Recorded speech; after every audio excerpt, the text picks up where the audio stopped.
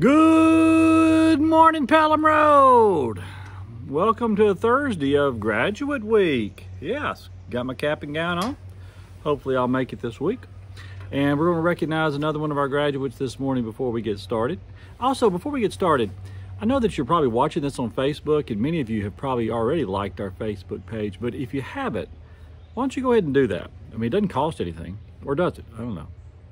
Does it? Okay, no, it's free. So what's stopping you from liking our Facebook page? So along with Instagram and along with the YouTube station, like our Facebook page.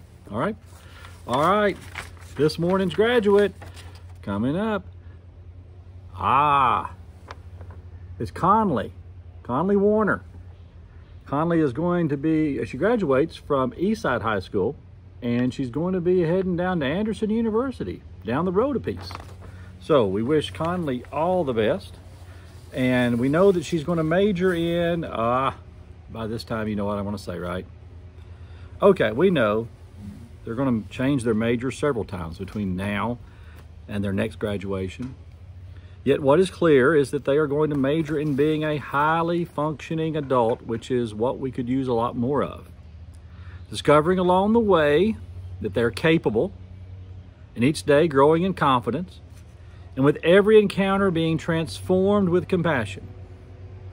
Their education will be complete when they realize that the other, the different, the person who sees things differently than they, are not the enemy, but their family.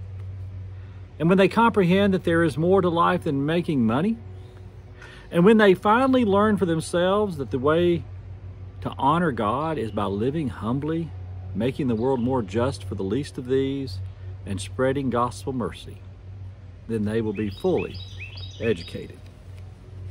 Well, I had a devotion planned this morning, but you know, some days it is hard to work with me. I just don't follow the script. I know that Angela and Ashley and Sam get tired of it, and y'all probably do too, but I'm in a storytelling mood, so I'm going to tell you a story that happened to me many years ago, and I'm going to try to change the names so that I don't offend anybody or hurt anybody's feelings.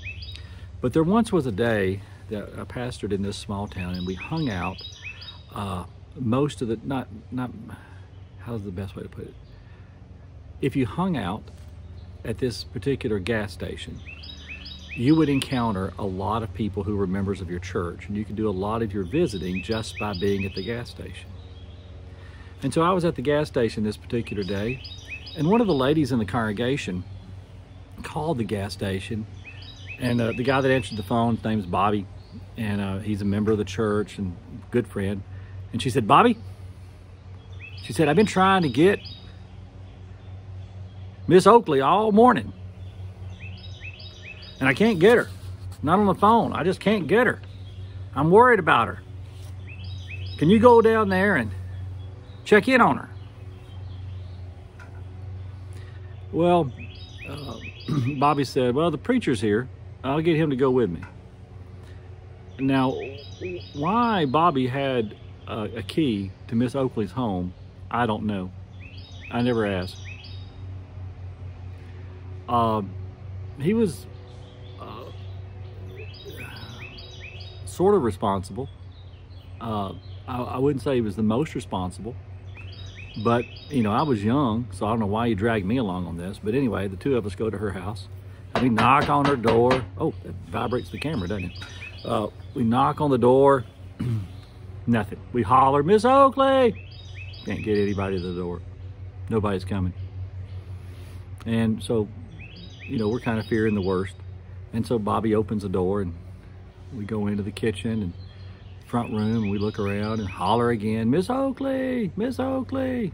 Don't hear anything and don't see anything. And we make our way back to what is apparently her bedroom because the door is shut. And Bobby turns to me and he says, "Fortify yourself. Fortify yourself. We're about to go in this door." I didn't know if we were going to get shot or if we were going to see an elderly woman naked. I just didn't know what he meant by fortify yourself. But anyway, we knocked on the door, rapped on it one more time, and right before we had twisted the handle to go in, from the other side, we heard an older woman's voice go, Bobby, what you doing in my house? And you know what Bobby said? It ain't me, it's the preacher. And we both got out. And she was okay, except that she felt like her home had been invaded by two, not really strangers, but just unwanted guests. Now, I guess you could take that story a lot of different ways. Naive young pastor, whatever. As I look back on that story, and as I look back on that phone call that one woman made to that gas station, you could say, well, that's just a nosy person. It'd be easy to write that off as nosy. The older I get, the more I don't write it off that way. The more I write it off as they really cared. They cared about each other. They cared enough to check on each other, and they loved each other to death. And maybe that's what we need more in this world, is people who just love each other and check on each other and care for each other. And maybe the world would be a better place if we all did that. So maybe who do you need to check on today? Give them a call. Have a good Thursday.